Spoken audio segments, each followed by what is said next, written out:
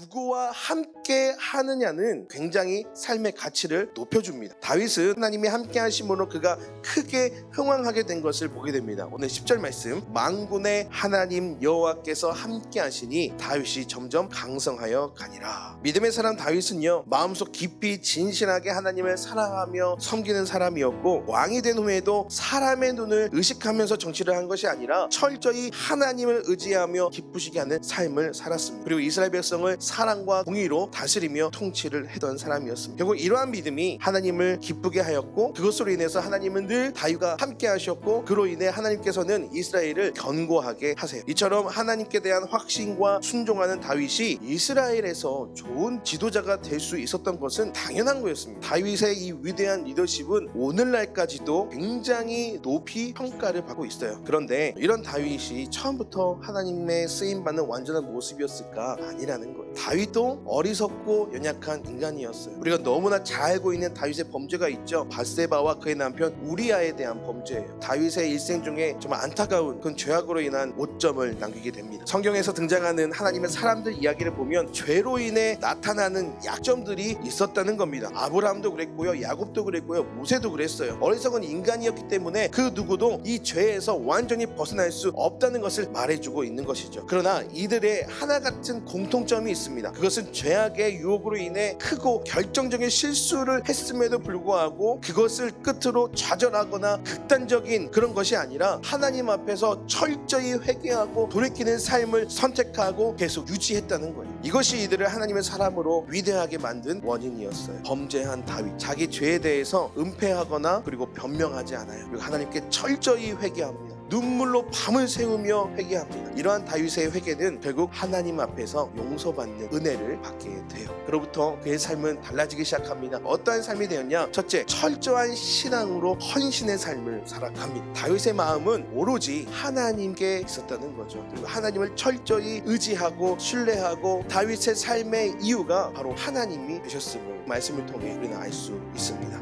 두 번째, 하나님의 은혜를 알고 기억하고 있었습니다. 다윗이 여호와께서 자기를 세우사 이스라엘 왕으로 삼으신 것과 그의 백성 이스라엘 위하여 그날을 높이신 것을 다윗이 알았대요. 하나님께서 다윗 자기 자신을 사용하심을 알았대요. 하나님께서 자기를 높이신 것을 알고 있었습니다. 우리 또한 마찬가지예요. 지금 이 시대 가운데 하나님이 우리와 함께 하심을 우리는 알아야 돼요. 지금 우리를 사용하고 있으심을 알아야 돼요. 그리고 우리의 삶을 통해서 하나님을 높이시고 또 그 일들을 위해서 우리의 삶 가운데 우리를 세우실 것을 알고 믿어야 돼요. 다윗의 최대 장점, 본인의 그런 잘못된 것을 깨닫게 되면 즉시 회개하였다는 것. 왜요? 하나님이 누구신지 알았기 때문에. 하나님의 은혜를 알고 기억했기 때문이에요. 우리는 살아가면서 무엇을 함께 하느냐, 또는 무엇이 나와 지금 함께하고 있느냐에 따라서 삶의 방향과 가치는 굉장히 달라집니다. 분명한 것은 우리의 삶에서 우리의 성공은 전적으로 하나님께서 함께 하실 때만 가능하다는 것을 우리는 오늘 다윗의 모습을 통해 볼 수 있었어요. 다윗과 함께 하셔서 점점 강성하게 하셨던 하나님께서 지금도 여전히 우리와 함께 하시는 줄 믿어요. 그래서 우리의 삶에 부어주시는 하나님의 복을 누리면서 주의 영광을 위해 쓰임받고 하나님의 영광을 나타내는 이 시대의 다윗과 같은 그런 삶을 살아가는 우리 모두의 삶이 되기를 주의 이름으로 축원합니다.